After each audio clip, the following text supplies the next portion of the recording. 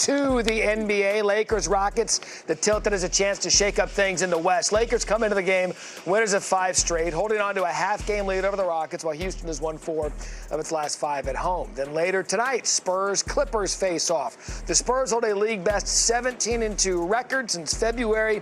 Wemby played in 18 of those, averaging 25 points and 11 rebounds per game. And what about the Thunder? I mean, this is getting really good. They're right in their third 8-game winning streak of the season. They look to pad that lead over the top over the Spurs. While the gap between the Spurs and Lakers is large, teams 3 through 7 of the West only separated by 3 games. Timberwolves, losers of 4 of their last 5, still hold the 6th spot. I want to bring in Brian Windhorst to talk about the Thunder and all things Western Conference. Look, they're the defending champs. They're on that 8-game winning streak. They're looking really good. The Spurs, young, maybe a year ahead. Do they have gas in the tank to potentially catch OKC up top? They sure do, because I want to tell you that when you evaluate where teams are in the standings this year, you have to look at how many tankers they're playing coming in. And the Spurs are playing a lot of them. They have the 3rd easiest schedule coming in. The Thunder's schedule is sort of more in the middle of the pack. And also say it looks like it's a big lead because it's 3 games, but it's really only 2, Matt, because the Spurs have the tiebreaker. So, look, if you're asking me, do I think the Spurs are going to catch them? No. I would still think that Oklahoma City is getting number 1. But this is not done. And Victor Wembanyama's MVP case is going to be tied to seeing whether he can pass the guy who's the champ in front of him right now. Which, by the way, the Spurs, they've got a mental advantage with the Thunder. They know how to beat them when it counts. If this thing even gets late into the playoffs, those 2 teams face off. Who knows what will happen there with this young upstart Spurs team. Speaking of upstart, Lakers, they've won 5 straight. It's reason to get excited in L.A. How much noise can L.A. make in the final month of the regular season?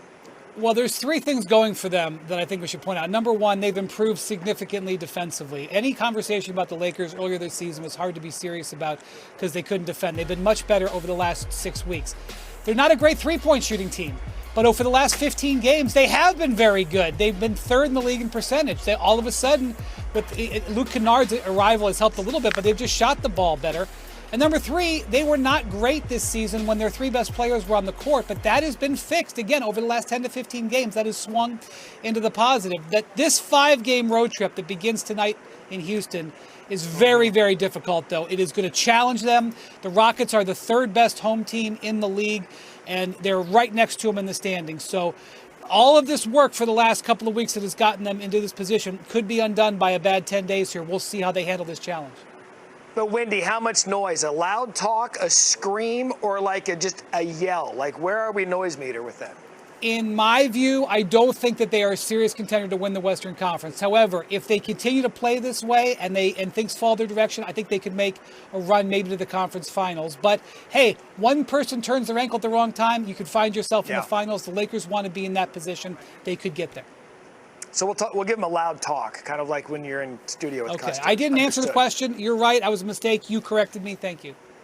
Dodging questions. Brian Windhorst, good stuff. Thank you. Some other news coming out of the NBA this afternoon. This just in, Shams Charania reporting. NBA is going to hold a vote at the Board of Governors meeting March 24th and 25th to explore adding expansion teams exclusively in Las Vegas and Seattle. By the way, Seattle needs to get a team back targeted for the 28-29 season. Sources tell ESPN there is momentum for stakeholders to approve surveying what industry executives project will be big. Steph, Draymond, Porzingis, they fell behind by 21 points. Jalen Brunson led the charge back, finished with 30 as New York escaped with a 110-107 win. Curry missed his 17th straight game with knee issues. The Knicks now sit a game behind the Celtics and Cavs. I'm telling you, this East is going to be fun to watch. And a halfback of New York with the hardest remaining schedule, that according to ESPN Analytics. Richard Jefferson of the #1 seeded Arizona Wildcats joins us now, but as an Arizona State Sun Devil, I don't want to talk about that. I want to talk about the NBA and the Knicks getting off to some slow starts, especially in a game against the beat-up Warriors. Mike Brown was asked, should he change the lineup? Does he want to change the lineup? He said he doesn't see any need to. What are your thoughts on the Knicks right now? I think that is silly. That's New York fans at their finest, 100%. Let's look at who they've played. They played Utah, they played Indiana, they played Golden State without Steph. So obviously there's a little bit of a drop off from probably their intensity. The rest of their schedule is Pacers, Brooklyn, Washington, New Orleans, Charlotte. So, you get these lulls in the season. So they see this team, they lower their kind of intensity.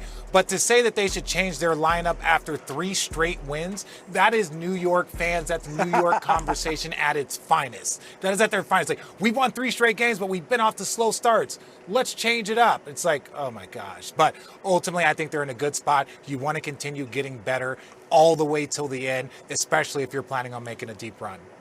And that is the blessing and the curse of the New York sports market. It's a blessing how passionate they are, a curse of how passionate they are.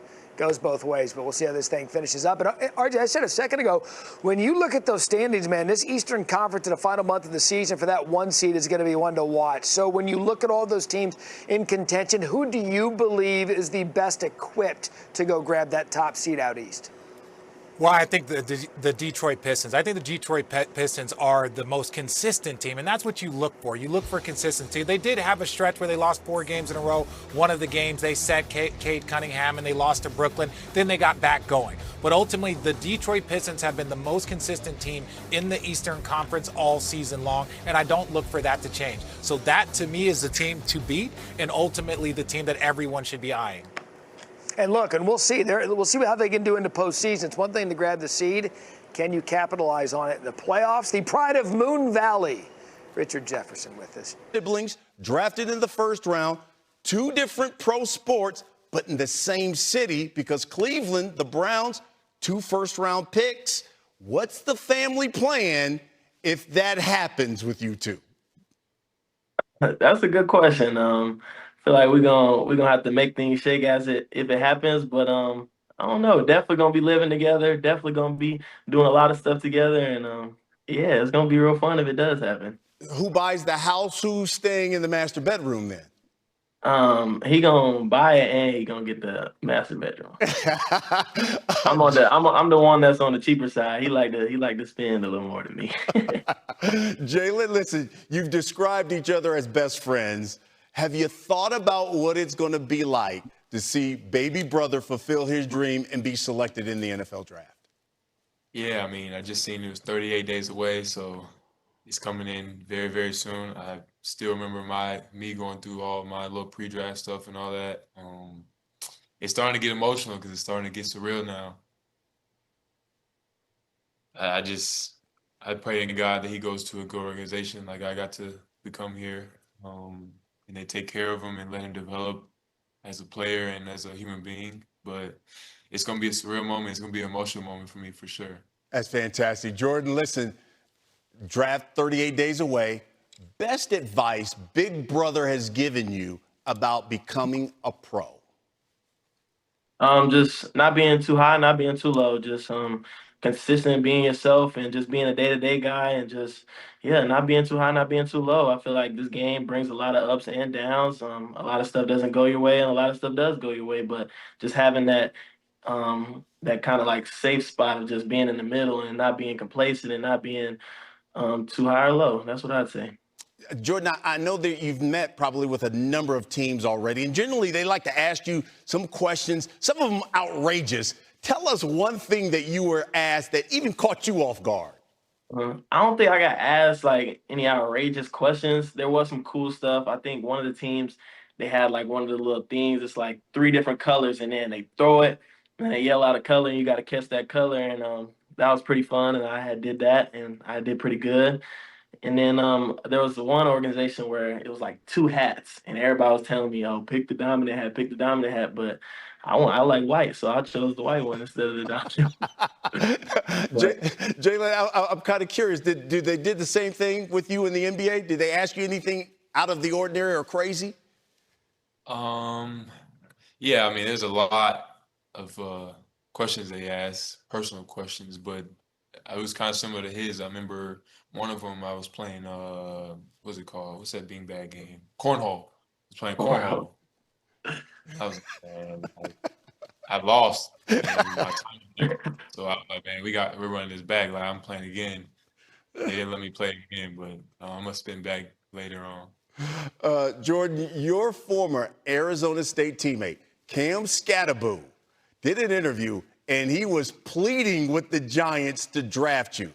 Now, look, if you could pick any team to call your name on April 23rd, which team would you say? Dude, I don't really have a choice, so I don't really have a preference, to be honest. Just keep going.